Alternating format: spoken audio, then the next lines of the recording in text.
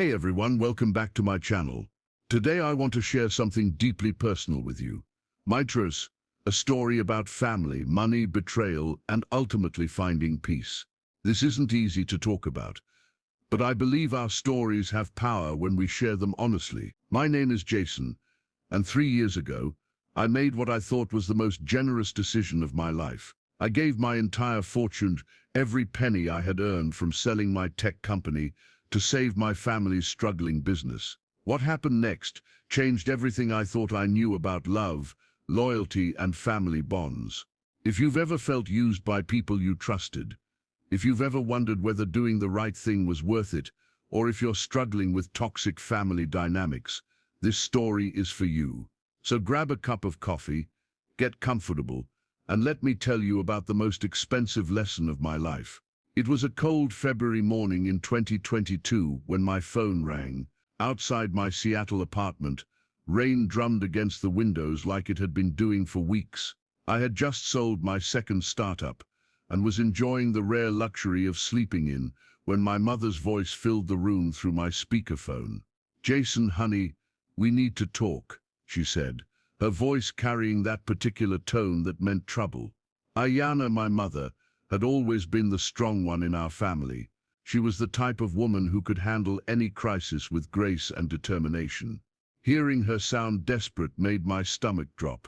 Our family business, Chaska Naturals, named after my great-grandmother, who started it decades ago with nothing but traditional recipes and fierce determination, was dying. The pandemic had hit small organic food companies hard, and we were no exception. Supply chains were broken, customers were scared to spend money, and bills were piling up faster than snow in a blizzard. The company had been our family's pride for 3 generations. My great-grandmother, Chaska, had started it in the 1940s, selling traditional herbal remedies and organic foods to the local community. Over the decades, it had grown into a respected regional brand, known for quality products and ethical business practices. Growing up, I had spent countless summers helping in the warehouse, learning about inventory and customer service from my father and grandmother. My older sister Kaya called me later that same day. She had always been the business-minded one, the one who stayed close to home while I chased my dreams in the tech world. She had an MBA from a good school and had been working at Chaska Naturals since college, slowly working her way up from entry-level positions to management. "Jason, this isn't just about money," she told me, her voice shaking with emotion. "This is about our legacy, about everything our ancestors built. If we lose this company, we lose a piece of who we are. We lose the recipes, the relationships with suppliers, the trust our customers have built with our family name over 70 years. I could hear the desperation in her voice. Kaya had always been proud of carrying on the family tradition. While I had gone off to college and then into the tech world, she had stayed home and dedicated her life to preserving what our great-grandmother had started. Then my father Takoda got on the line. I could hear the defeat in his voice, something I had never heard before. My father was a proud man who had worked 18-hour days to build the company from a small local operation into something that employed 30 people and served customers across 4 states. "Son, I know we haven't always supported your choices," he said, his voice heavy with regret. "When you left for California to start your first company, we thought you were abandoning the family. When you sold that company and started another one, we worried you were getting too far away from your roots. But now you're the only one with the resources to save us. We're not asking for charity, we're asking for family." The conversation lasted over an hour. They explained how the pandemic had devastated their business model. Their main customers were small health food stores and restaurants, many of which had closed permanently. Their online sales were minimal because they had never invested in digital marketing or e-commerce infrastructure. Insurance costs had skyrocketed, and they were facing lawsuits from suppliers who hadn't been paid in months. I had just walked away from my second company with $8 million after taxes. It felt like more money than I could ever spend. The decision seemed obvious at the time. These were the people who raised me, who taught me the values that helped me succeed. They had supported me through college, celebrated my first startup success, and never asked for anything in return. How could I let them lose everything when I had the power to help? That night, I sat in my apartment for hours, looking out at the Seattle skyline and thinking about family loyalty. I thought about my great-grandmother Chaska, who had immigrated from the reservation with nothing and built something lasting. I thought about all the family gatherings held at the company warehouse, all the employees who were like extended family, all the customers who depended on our products. Finally, around midnight, I logged into my banking app and initiated a wire transfer for $4 million to the company account. No contracts, no lawyers, just trust and love. I kept telling myself this was what family meant, being there when it mattered most, stepping up when others were counting on you, using your success to lift up the people who had helped you become who you were. For months after sending the money, I felt good about my decision. I would check in with Kaya regularly, and she always had positive updates. Sales were improving, new contracts were coming in, and the future looked bright. I was proud to be part of the solution. I remember feeling this warm sense of satisfaction every time I thought about what I had done. Here I was, using my success to help the people I loved most. It felt like the perfect example of how money should work, not just to make one person rich, but to lift up an entire family and community. But then, about 6 months later, something strange happened. I was cleaning out my old email accounts when I found a message that had been forwarded to me by mistake. It was from the company's accountant, and the subject line read Q3 Fund Transfers Executive Summary. The email had been sent to several recipients, including my old work address that I rarely checked anymore. Apparently someone had forgotten to remove me from an internal distribution list when they sent out quarterly financial reports. Curious, I opened it. What I saw made my blood run cold. There were several large withdrawals from the company account, all dated just weeks after my transfer. Each one was labeled executive distribution or leadership compensation. The amounts were staggering, hundreds of thousands of dollars that seemed to have nothing to do with saving the business. I stared at my computer screen for what felt like hours, trying to make sense of what I was seeing. These weren't emergency payments to suppliers or employees. These weren't investments in new equipment or marketing. These looked like bonuses, like they had taken my emergency money and treated it as their personal windfall. One withdrawal for $180,000 was labeled CEO Performance Bonus. Another for $95,000 was marked Director Compensation Adjustment. A third for $75,000 simply said Family Distribution, Q2.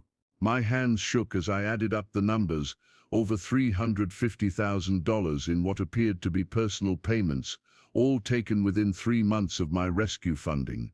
I printed out the document and read it 3 more times, hoping I was misunderstanding something.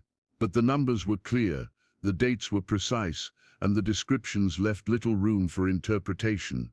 This wasn't money being used to save the company.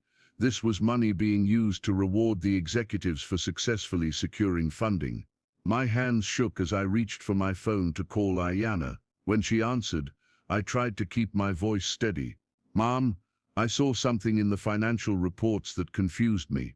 Can you help me understand where some of the money went?" Her response was immediate and cold. "Jason, you need to stop digging into things that don't concern you. We're grateful for your help, but that doesn't give you the right to micromanage us." The tone of her voice shocked me. This wasn't the grateful mother I expected to speak with. This was someone who sounded annoyed, almost angry that I had asked a simple question about how my own money was being used. "But Mom, I just want to understand. The conversation is over," she said, and hung up on me. I sat in my apartment that night, rain still pattering against the windows, feeling like the ground had shifted beneath my feet. This wasn't the family I thought I knew. This wasn't the gratitude I expected. Something was very, very wrong. I tried calling Kaya next, thinking maybe she could explain things better. When she finally answered, her tone was similarly cold and defensive. "Jason, I heard Mom talk to you earlier. Look, running a business is complicated. There are expenses and decisions that you wouldn't understand because you've never been involved in the day-to-day operations. But Kaya, these look like personal bonuses, not business expenses. That's exactly the kind of thinking that shows you don't understand how family businesses work, she replied sharply. When the family puts in extra work to save the company, they deserve to be compensated for that effort. We've all been working 18-hour days for months. The conversation ended just as abruptly as the one with my mother. I was left sitting alone, wondering how asking reasonable questions about my own money had suddenly made me the bad guy. Unable to sleep, I decided to dig deeper. I still had some old login credentials from when I had helped with the company's digital transition years earlier. Most had probably been changed, but I figured it was worth a try. To my surprise, I was able to access several old accounts. What I found there made me sick to my stomach. Email chains between Kaya, Ayana, and their lawyer dated just days after I sent the money. The subject lines told the whole story: restructuring family ownership and minimizing outside influence. In one email, Kaya wrote, "Now that we have the funding secured, we need to make sure Jason understands his place. He's not part of the day-to-day operations, and we can't have him thinking this money gives him any real say in how we run things." Ayana's response was even worse. "Agreed. We should be grateful he helped, but business is business. Family money doesn't equal family control." But the worst part was an email from their lawyer outlining a plan to restructure the company's ownership in a way that would legally minimize my influence while maximizing their control. They weren't just ungrateful, they were actively plotting to shut me out while keeping my money. I spent the rest of that night going through every document I could access. The picture that emerged was devastating. They had used my $4 million not to save the company, but to pay themselves huge bonuses, cover personal debts, and fund lifestyle expenses that had nothing to do with business operations. Kaya had used company funds to pay for her daughter's private school tuition. Ayana had covered her mortgage payments through consulting fees. She paid herself. Even my cousin Nalnish, who barely worked for the company, had received mysterious payments labeled as administrative support. This wasn't financial mismanagement. This was theft, plain and simple, and they had planned it from the very beginning. As if stealing my money wasn't enough, I soon discovered they were also erasing any trace of my contribution to the company's survival. A few months later, I tried to log into the company's internal systems to check on some old projects I had worked on. Every single account was blocked. It was like I had never existed. I called Takoda, thinking maybe there had been some mistake with the IT systems. His response was chilling. "Jason, you need to accept that you're not part of this business anymore. Your help was appreciated, but it's time to move on." Move on? I couldn't believe what I was hearing. "Dad, I saved this company. I gave you everything I had. And we're grateful," he said, his voice flat and emotionless. "But gratitude doesn't mean ownership. You made your choice to leave the family business years ago when you went into tech. You can't come back now and expect to run things." That's when I realized what was happening. They weren't just stealing my money, they were rewriting history. In their version of events, I was the outsider who had abandoned the family business to chase my own dreams.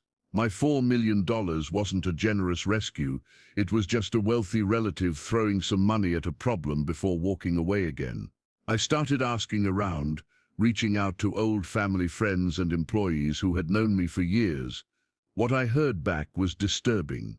Kaya had been telling people that I was emotionally unstable and trying to buy control of the company.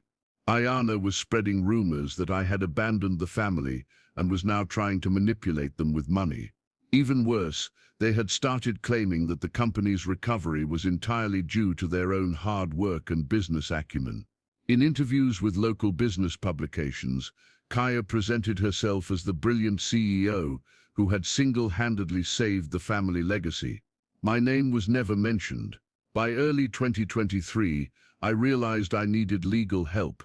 I reached out to a lawyer named Sarah Yazzie, someone I had worked with during my startup days. She was brilliant, tough, and had experience with family business disputes. Jason, she said after reviewing all my documentation, what they've done isn't just unethical, it's potentially criminal. Taking money under false pretenses, using company funds for personal expenses, and then systematically excluding you from the business you saved, this is fraud.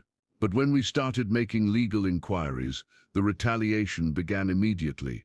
Within days, I received a cease and desist letter from their attorney, claiming that I was harassing the family and making false accusations. The letter threatened to sue me for defamation if I continued to spread lies about the company. Then came the real blow. Kaya filed papers to formally remove me from any and all business documents. Since I had never insisted on contracts when I sent the money, I had no legal protection. Technically, my $4 million was considered a family gift, not an investment or loan. The worst part was a letter from Ayana's personal attorney that arrived on a Tuesday morning in March 2023. It was clinical, cold, and devastating. Jason Crow Feather is no longer recognized as a financial stakeholder or family member in business matters, effective immediately. They hadn't just stolen my money, they had legally disowned me. For weeks after receiving that letter, I felt lost. I had always believed that doing the right thing would somehow be rewarded, that love and loyalty meant something in family relationships. But I was learning a hard truth. Some people see kindness as weakness and generosity as stupidity. I spent countless hours documenting everything I could find. Bank transfers, email chains, text messages, recorded phone calls, now less anything that could prove what really happened. I wasn't looking for revenge exactly, but I needed people to know the truth. Through some former employees who had been laid off during the restructuring, I learned that my $4 million had been used for everything except saving the company. Luxury cars, vacation homes, expensive consultants who did nothing, the list went on and on. One former employee, a woman named Ayana Begay, who had worked in accounting, reached out to me privately. Jason, I couldn't say anything while I still worked there, but what they did to you was wrong, she told me. That money you sent kept us afloat for exactly 2 months. Everything after that was just them living like kings, while the rest of us got laid off. Armed with this information, Sarah and I put together a comprehensive case. We weren't just documenting the financial fraud, we were building a pattern of deception, manipulation and abuse that went back years. In the fall of 2023, a business journalist named Tom Silversmith reached out to me. He had been investigating family business disputes in Native American companies and had heard whispers about what happened with Chaska Naturals. I'm not interested in gossip or family drama, he told me during our first phone call, but if there's a pattern of financial abuse happening in family businesses, people need to know about it. I provided Tom with all the documentation I had gathered, along with contact information for several former employees who were willing to speak on the record. The article that resulted was devastating but fair. It didn't mention personal family details or emotional drama. It simply laid out the financial facts in chronological order. The headline read, "When Family Business Becomes Family Fraud, the Hidden Cost of Nepotism." The article traced exactly how my $4 million had been used, compared it to the company's actual survival needs, and documented the systematic erasure of my contribution. The response was immediate. Other family business owners reached out to share similar stories. Employees who had been fired for asking questions suddenly felt safe to speak up. Most importantly, potential investors and business partners started asking hard questions about the company's ethics and leadership. Within weeks, Kaya was quietly removed as CEO. Ayana stepped down from the board of directors. Takoda issued a vague apology that took no real responsibility, but acknowledged that mistakes were made in family communication. But the damage was done. The company's reputation was ruined, and without the artificial boost from my money, their financial problems returned with a vengeance. By December 2023, Chaska Naturals filed for bankruptcy. You might think I felt satisfied watching their empire crumble, but honestly, I didn't. There was no joy in seeing a company that had been in our family for generations disappear forever. I felt sad for the employees who lost their jobs, sad for the customers who lost a brand they trusted, and yes, even sad for my family members who were now facing the consequences of their choices. But I also felt something I hadn't experienced in years: peace. For the first time since childhood, I wasn't worried about what my family thought of me or whether I was doing enough to earn their love. I had learned the hardest lesson of all mines, that some relationships are built on what you can provide, not who you are. I took the settlement money from our eventual legal victory, much less than what I had originally given them, but enough to feel vindicated, and started something new. I created a foundation that provides micro-grants to Native American entrepreneurs who are starting their own businesses. The foundation isn't about me or my story. It's about giving other people the chance to build something authentic, something that belongs to them completely. Every grant we give out comes with one simple requirement: the recipient must maintain full control of their business and can never be forced out by family pressure or manipulation. In the past year, we've funded 12 small businesses: a traditional foods restaurant in Montana, a sustainable fashion company in New Mexico, a digital marketing agency run by a young woman from the Ojibwe Nation. Each one represents something my family's company never was: a business built on integrity, creativity, and respect for all stakeholders. Looking back now, I realize that losing my family's respect gave me something much more valuable: self-respect. I no longer feel guilty about my success or obligated to solve problems I didn't create. I've learned to say no without explanation and yes without reservation. I've also discovered that chosen family can be stronger than blood family. The entrepreneurs in our foundation network have become like siblings to me. They celebrate my victories, support me through challenges, and never make me feel like I owe them anything beyond basic human decency. Last month, I received a handwritten letter from a young man named Dakota, whose restaurant we helped fund. "Jason," he wrote, "you probably don't realize this, but your story gave me permission to cut ties with family members who were trying to sabotage my dreams. Thank you for showing me that walking away isn't giving up.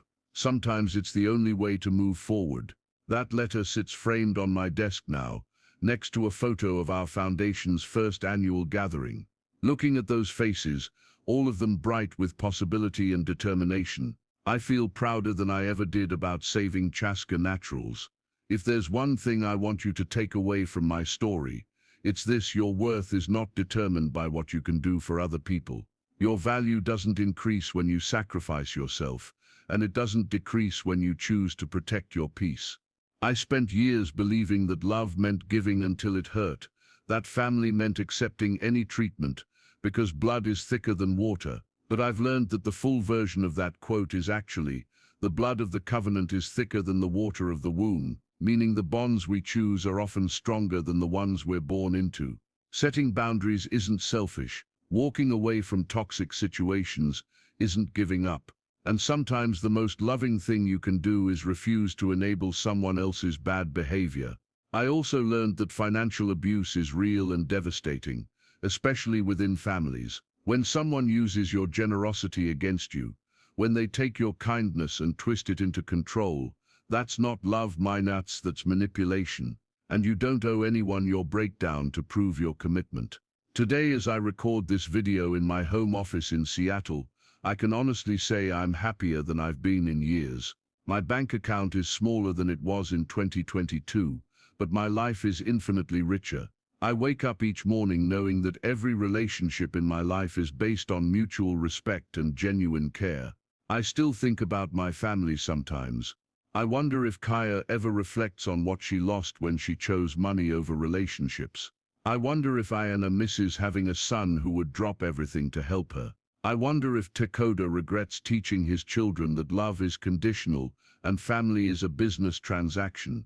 But these thoughts don't consume me anymore. They're just gentle reminders of the person I choose not to be, and the relationships I refuse to accept. The foundation keeps growing. We've helped create over 30 jobs, supported dozens of families, and proven that business can be both profitable and ethical. Every success story validates the choice I made to walk away from toxicity and build something beautiful instead. If you're watching this video because you're dealing with your own family drama, financial abuse, or toxic relationships, I want you to know that you're not alone. Your story matters, your feelings are valid, and your peace is worth protecting. The journey from betrayal to peace isn't quick or easy. There were months when I woke up angry every single day, months when I questioned whether I had done the right thing by walking away. There were times when I missed my family so much that I almost called to apologize, even though I had done nothing wrong. But gradually the anger faded and was replaced by something much more valuable: clarity. I began to see that what I had experienced wasn't just a family dispute over money. It was a pattern of emotional manipulation that had been present my entire life. The financial betrayal was just the most obvious example of something that had been happening for years. Growing up, I had always been the responsible one, the one who was expected to sacrifice for the greater good of the family. When there were financial problems, I was expected to help. When there were conflicts, I was expected to be the peacemaker. When there were celebrations, I was expected to pay for them. But when it came time for recognition, gratitude, or respect, I was somehow always overlooked. The $4 million wasn't the first time I had given more than I received. It was just the most expensive example. Over the years, I had paid for family vacations, covered medical bills, provided business loans that were never repaid, and consistently put my family's needs ahead of my own goals and dreams. You don't have to set yourself on fire to keep other people warm. You don't have to accept crumbs from people who should be offering you a seat at the table. And you absolutely don't have to choose between your values and your family. Sometimes the most family-oriented thing you can do is refuse to participate in dysfunction. It took me losing $4 million and almost 3 years of legal battles to learn these lessons, but I wouldn't trade that knowledge for anything. Because now I know the difference between being loved for who I am and being used for what I can provide. I've also learned that healing doesn't mean forgetting what happened or pretending it didn't hurt. Healing means integrating the experience into your life story in a way that makes you stronger and wiser. My family's betrayal taught me about my own worth, showed me what real relationships should look like, and gave me the motivation to create something meaningful from the ashes of what was destroyed. The foundation I started isn't just about helping other Native American entrepreneurs. It's about creating the kind of family environment I always wanted.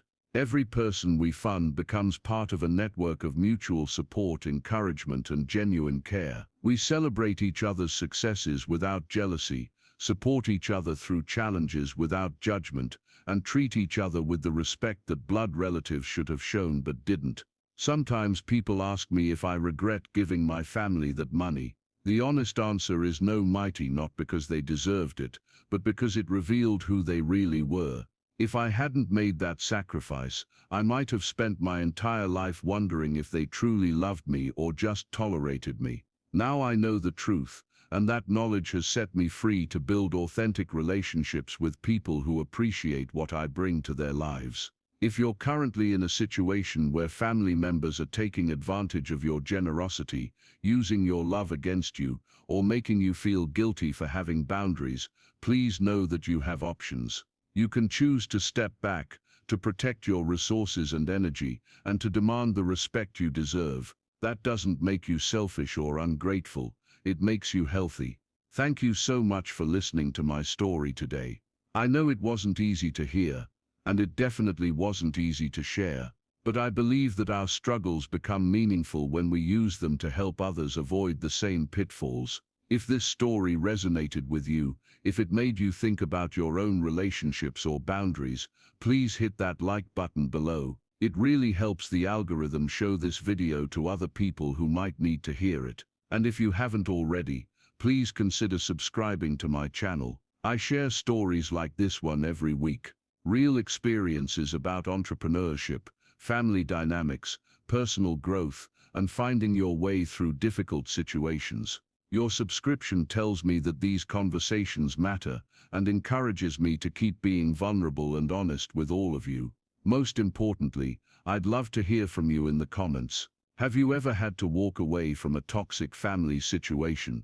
Are you currently struggling with setting boundaries with people you love? Or maybe you just want to share your own story of finding peace after betrayal. Whatever it is, your voice matters here. Remember, you deserve relationships that lift you up, not drain you dry. You deserve love that doesn't come with strings attached. And you deserve to build a life that reflects your values, even if that means disappointing people who never really had your best interests at heart. Until next week, take care of yourselves, and remember, sometimes the greatest act of love is learning when to let go. Thanks for watching, and I'll see you in the next video.